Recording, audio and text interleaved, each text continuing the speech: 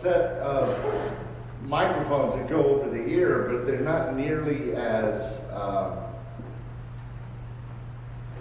what's the word I'm looking for? They're more substantial, how's that? Than the ones that Dee and I have been using. The cord is so thin on them that just putting them on and taking them off and putting them away in a drawer between worship services, the cords have developed shorts.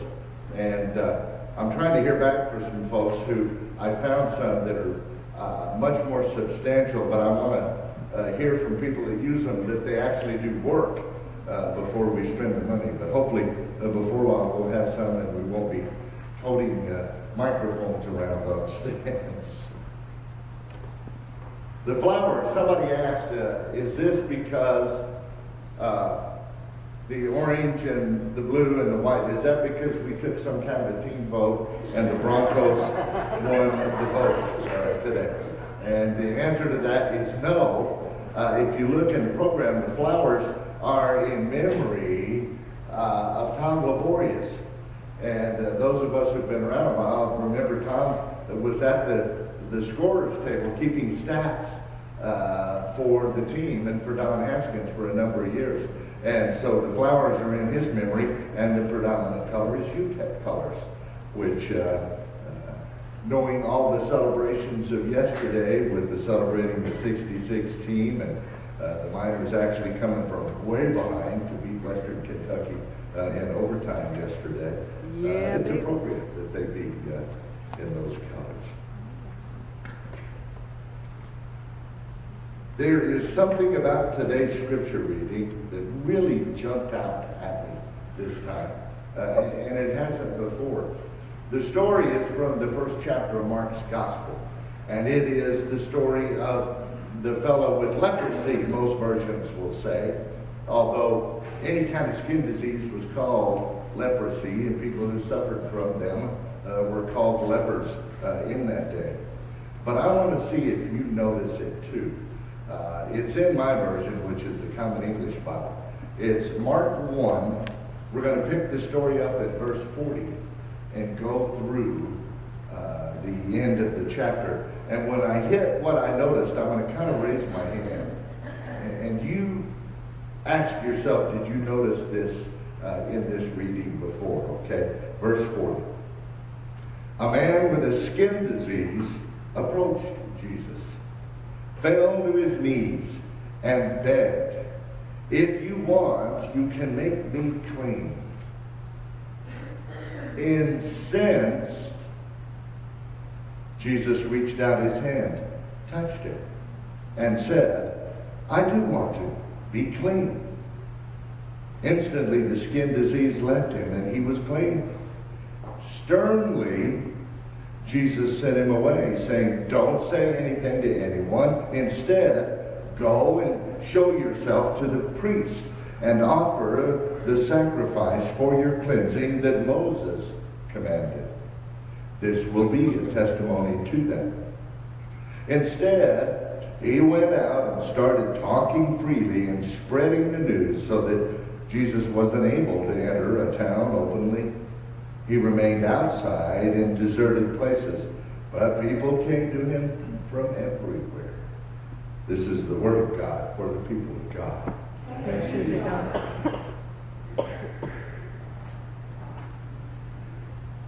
We've been talking about choices,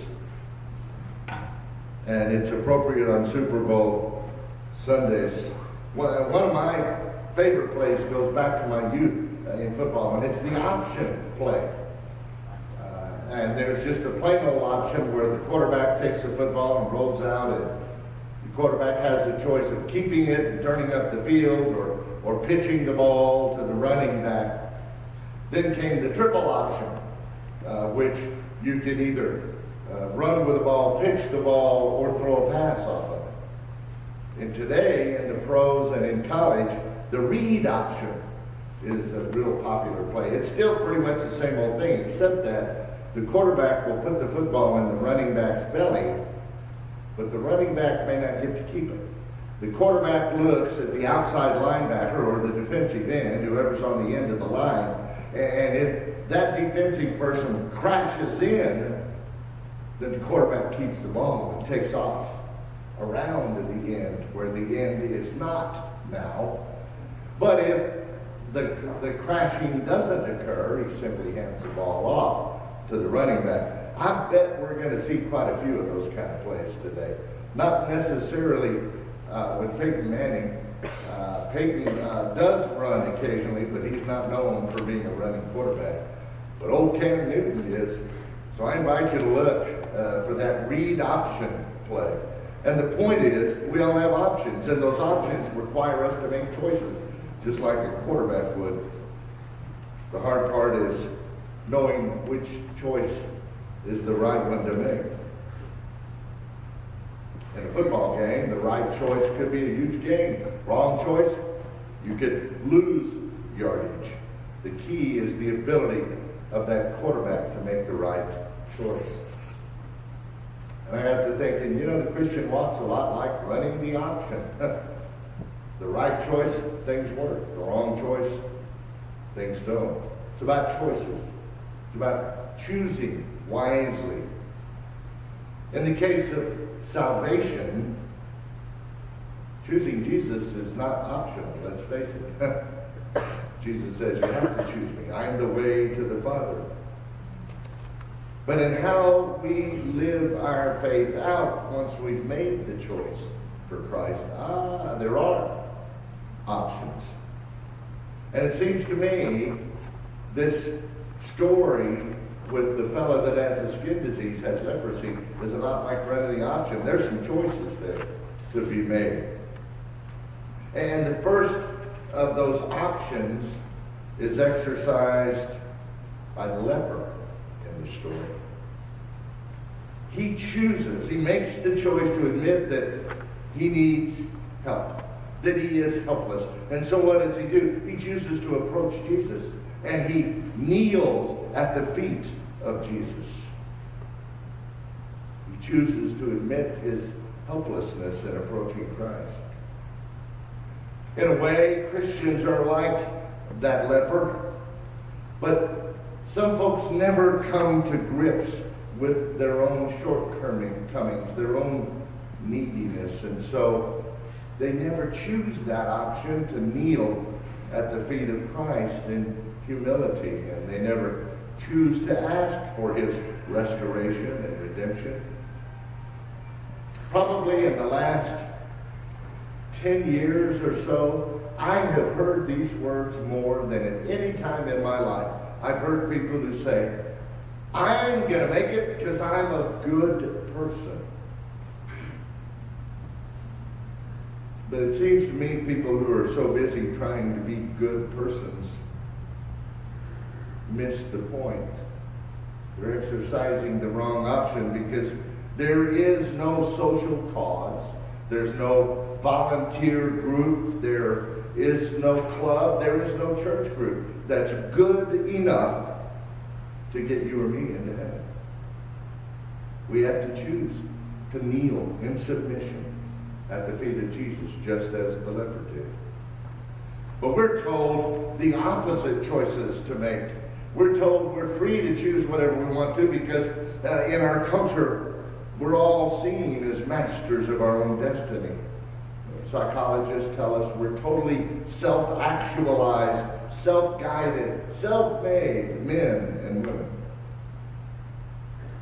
And I fear there's far too many folks that are too busy getting plaques and certificates and recognition to be kneeling at the feet of Jesus.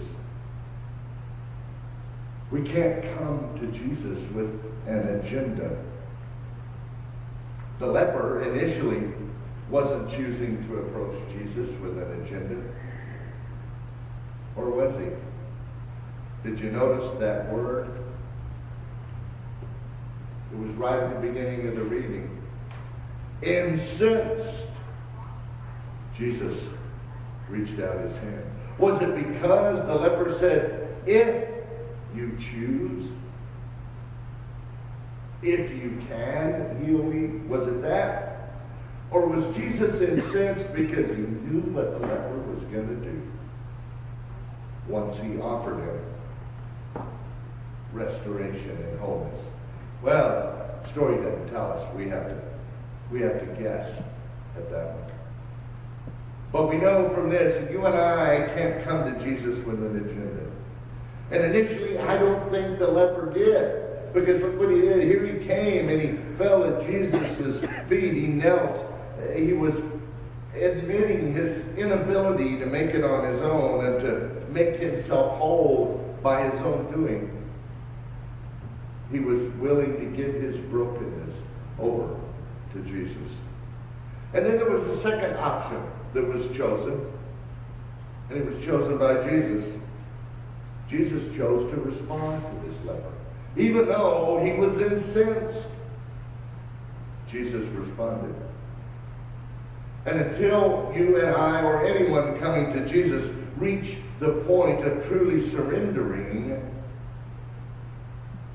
Jesus will step aside and let us continue to fumble the ball of our life. And our life is never going to be whole as long as we keep small pockets of our living to ourselves. We keep our will to ourselves.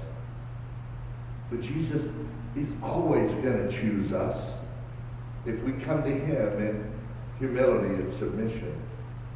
There's lots of folks who say they have chosen Jesus. And they may feel like Jesus has chosen them, but they never experienced the third option that we see in this story. The option of what to do with our wholeness and our restoration when Jesus gives it to us. Like that newly healed leper. Sometimes folks blurt out, "Oh, thank you, Jesus." And then they run off half-cocked, not knowing what they're doing or what they're supposed to be doing. Not allowing themselves to be nurtured, to be taught, to be mentored by others who are deeper in the faith.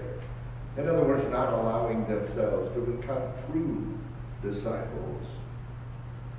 Lots of folks are selling their faith story short by not allowing themselves to be nurtured and discipled and mentored in the faith. They allow themselves to become like that leper. You see, it's not what the leper did, but what the leper did not do that's important here. The leper didn't listen to Jesus. Jesus told him to go and report to the temple priest, but the leper didn't. You see, if he had gone and reported that he was now healed of his skin disease, he would have been considered clean and worthy to participate in polite society. As long as he had a skin disease, well, in those days, it meant you were a sinner. And so you were ostracized. You couldn't be with folks. And Jesus said, go to the priest. Let him declare you to be clean so you can rejoin your people. But the leper had his own agenda. And the story says it was to go out and show everybody how normal he was. And I don't believe that's the option that Jesus wanted. And I know it's not what he expects of you and me today. The restoration and redemption that he affords us is not meant to just be skin deep, unattached to the rest of our living. It's meant to be life-giving. It's meant to be empowering. It's meant to be motivating. And it's never going to be as long as we're still living our own agenda. The Bible doesn't tell us, and I wonder, as I bet you have, whatever happened to the leper? Did he ever come back and say, "Okay, Jesus, what do you want me to do? Who do you want me to be? How do I go about following you?" Doesn't tell us whether the guy ever came back to Jesus. And I guess sometimes I tend to be a little pessimistic because this is one of the few healings in the Gospels where Jesus doesn't mention the person's faith. Jesus doesn't say as usual, "Go your way, your faith has made you whole." Go your way, sin no more. He doesn't mention the leper's faith as a condition for his being made whole. But he does the opposite. He warns him, and our story says sternly, to keep it under his hat. Why? Well, it doesn't tell us that either. Could it be because he wasn't ready for the throngs of people to be approaching him? He had some other plans to lay groundwork for his ministry, possibly. Or could it be because he wanted us, 2,000 years later, reading this story, to know how not to react to his restoration and redemption? You see, the leper had just come along and wanted to use Jesus as a ticket for what he could get. Like a ticket to get out of the jail of his leprosy free. That was the reason he chose to come to Jesus. Back in 1948, just after the war, up in New York, right at the Canadian border, folks thought the world was coming to an end. There was enough of that kind of talk, what with Hitler and the Holocaust and the horrendous World War we had just come through. But Niagara Falls quit falling. 500,000 gallons of water go over Niagara Falls every 60 seconds. March 29th, 1948 was the date. Niagara Falls just stopped. And the people that live close to that area, they were so used to the rumbling and the water noise of the falls, suddenly the silence was deafening, you know, that old joke. And they came out of their houses wondering what was going on, and folks were saying, oh, it's the apocalypse, it's the end of the world. And 30 hours later, a full day and 6 more hours, the water finally began to flow over Niagara Falls again. And they found out what had happened. Heavy winds on Lake Erie had broken some big chunks of ice loose. And they all managed to flow down to where Erie emptied, and they served to dam the lake up. And the water quit flowing. And eventually, nothing was reaching Niagara Falls. And it was like somebody had just turned the spigot, and Niagara Falls suddenly returned off. Well, 30 hours later, the ice flow shifted, water began to get through again, the falls began to flow. The flow of God's grace can get dammed up when we have our own agenda that's not God's. Years ago, Dietrich Bonhoeffer, in his classic work, The Cost of Discipleship, this is what he said about God's grace. Cheap grace is the grace we bestow on ourselves. Cheap grace is the preaching of forgiveness without requiring repentance. It is baptism without church discipline. It's communion without confession. Cheap grace is grace without discipleship. Grace without the cross. Grace without Jesus Christ living incarnate in the individual. Costly grace is the kingly rule of Christ. It is the call of Jesus Christ at which the disciple leaves his nets and follows him. I think there's more options to this story. I think there's 2 options in how we view the story. We can view it through the eyes of the leper, or we can look at the story through the eyes of Christ. If we are the leper, the question is, do we very humbly come to Christ each new day and seek his will and leave our own agenda behind? Do we listen? Do we respond to his instructions? Or do we get caught up in our own desires? And if we look at the story through the eyes of Jesus, we see, Jesus didn't have to touch the leper to heal him. He could have done what he does in a couple of other places in our Bible stories. He does a drive-by healing, you know. He just says, okay, you're well.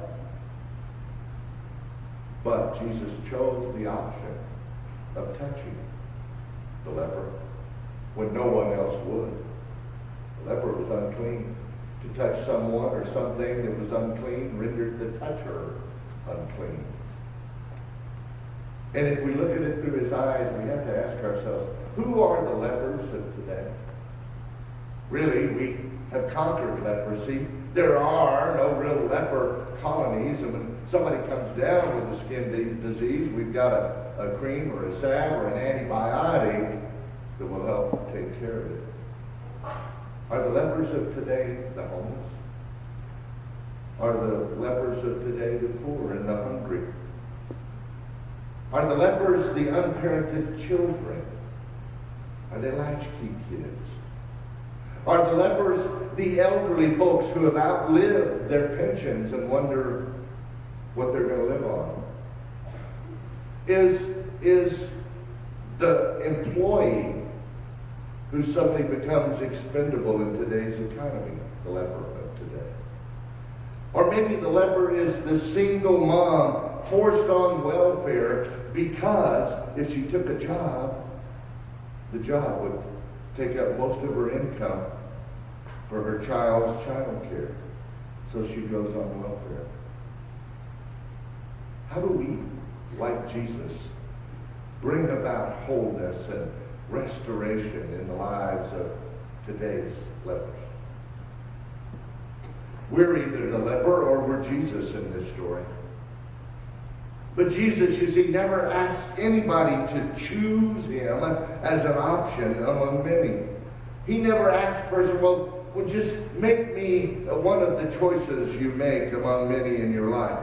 No, Jesus demands that we yield ourselves to him. That's a whole different matter. For our salvation, there are no other options. So this story, when all is said and done, asks every follower, have we merely chosen Jesus, or have we submitted to yield and follow his will? Because the difference has all kinds of consequences, not just for us, but for our world. Jesus said, let those who have ears to hear.